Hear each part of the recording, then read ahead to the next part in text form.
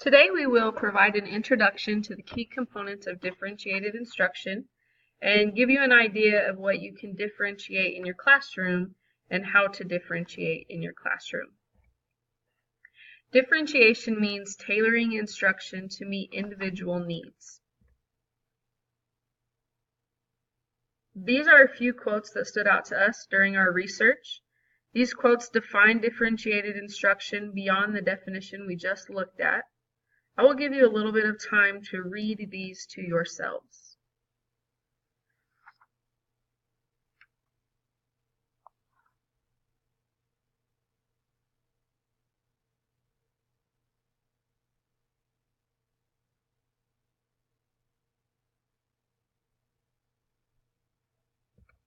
So, what does that mean? To differentiate instruction, teachers must be flexible in their approach to teaching and adjust the curriculum and presentation of the information to learners rather than expecting students to modify themselves for the curriculum. To make sure we are catering to all students in our classroom, we must provide different resources, materials, and texts. Some students may learn best by reading the definitions and looking at an example, while other students may learn best by seeing it in action, by watching an animation, or even watching an informative video. We must give students the opportunity to process the information in different settings. Some students can see an example or two during teacher-led instruction and be good to go. Others need to have it explained to them in a small group or even one-on-one. Something else we need to do is adapt expectations and requirements so that each student feels challenged. This doesn't mean, for lack of a better term, dumbing down the material. All students will still be required to meet the standards and learning goals, but the requirements of their end product may vary based on what they're capable of at the time.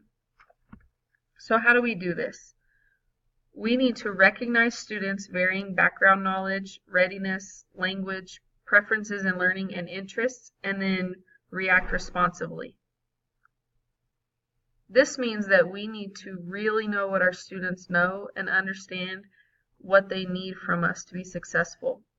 If we don't know what students know or don't know, how can we expect to meet their needs and teach them efficiently? This can be achieved by ongoing assessments, which we'll talk more about soon. When we do this, we will maximize each student's growth and individual success by meeting each student where he or she is and assisting in the learning process. So what we differentiate to do this, according to Carol Ann Tomlinson, there are three areas of the curriculum. Content, which is what we're teaching, process, which is how we teach it, and then the products, which is the result of the student's learning. First, we'll look at content. On this slide here, you see there are three aspects to delivering the content that we need to focus on. The first of those three is that several elements and materials are used to support instructional content. So we need to use many resources to help students gain their knowledge. We need to make sure we use more than just one source. So not just one book or one article or one diagram, but a variety. And then we need to make sure we use more than one way to deliver the content, whether it be verbal, visual, or different uses of technology. We already touched on this briefly, but this is where you give the students the opportunity to learn the material through different means. This is where different learning styles come in. The four learning styles are visual, audio, verbal, and physical. So students should have the ability to see what they're learning, hear what they're learning, talk about what they're learning or write, and do what they're learning. Some of these are easier to incorporate than others, but you should incorporate as many of them as possible when presenting new information. The next aspect to delivering the content that you need to focus on is align tasks and objectives to learning goals. So we have to follow the state standards. We should write objectives in steps, meaning be specific on what students will be doing, and then have more than one objective within a large objective. So Write day-to-day objectives rather than just one big objective for the whole week or the whole unit. The third thing that we need to focus on is instruction is concept focused and principle driven. Focus on the concepts students should learn, and all students are being addressed on the same content, but complexity varies for diverse students. These last two bullets give focus to the students on what exactly they're supposed to be learning. We also do this so that we make sure we don't stray from the standards.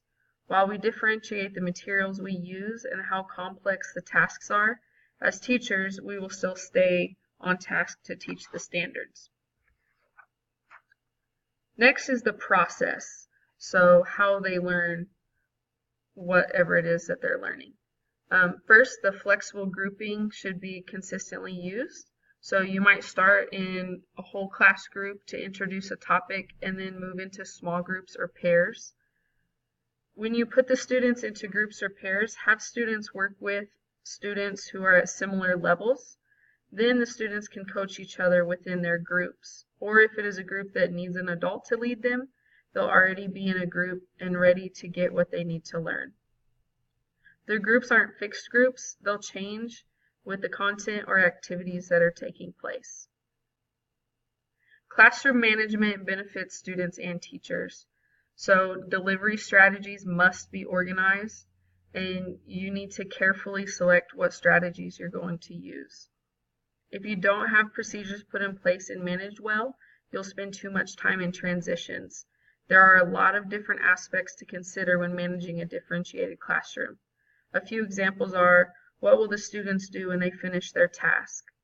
In a differentiated classroom, or any classroom for that matter, you cannot expect all students to finish at the exact same time. How will you manage their voice levels while they're working in groups? How will students efficiently move into their groups or partners? These are just a few of the things that need to be considered. There's a really good text written by Caroline Tomlinson titled Differentiate Instruction in Mixed Ability Classrooms. She gives a list of 17 strategies to use in a differentiated classroom. I will have the link at the end of this presentation for you to explore. There's a lot of information in there that you might not have even thought of considering before you read it somewhere. The third aspect to a curriculum is the products, so what the students are doing to show what they've learned. First, we need to have initial and ongoing assessment of student readiness and growth. Those are essential. We have to find out what students already know, check on their understanding throughout the learning process, and provide a scaffolding for their learning. Ongoing assessments mean you are assessing them frequently throughout a unit. This will allow us to really know what the kids know and allow us to further meet their needs. Assessments can be formal or informal. You can interview your students, take surveys, have them do a performance task, or you can give them more formal evaluations like tests and quizzes. Students are active and responsible explorers, so we need to make sure every student feels challenged. We have to create an environment that supports student growth, and we have to engage the students in explorations. Make sure the students are truly engaged. You can do this by challenging each student. Differentiated instruction has adopted the concept of readiness, which says students should be learning skills that are just one level above where they are currently at, so that what they're doing isn't so far out of reach that they're frustrated, but it's still a challenge for them and they feel a sense of accomplishment once they've completed their task or learned the material. Thirdly, vary expectations and requirements for student responses. Students may respond in different ways, so verbal, written, or visual.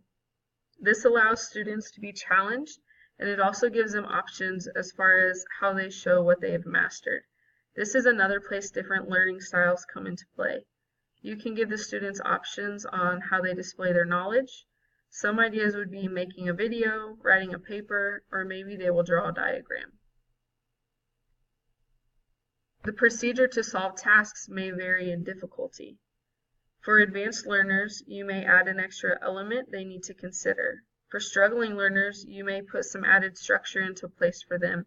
A couple of ideas would be to have checkpoints in place to check their progress before they move to the next step, or put instructions in audio or video form for students to revisit. So students are still displaying the same set of knowledge and meeting the same standards. They just might take a different path to get to the end product.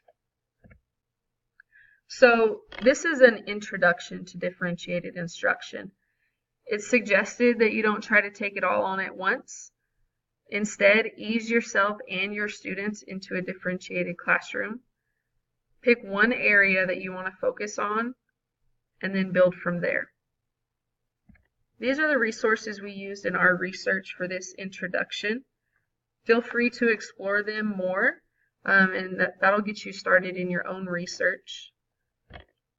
This is the article that I was talking about that gives you the 17 different strategies to consider in a differentiated classroom.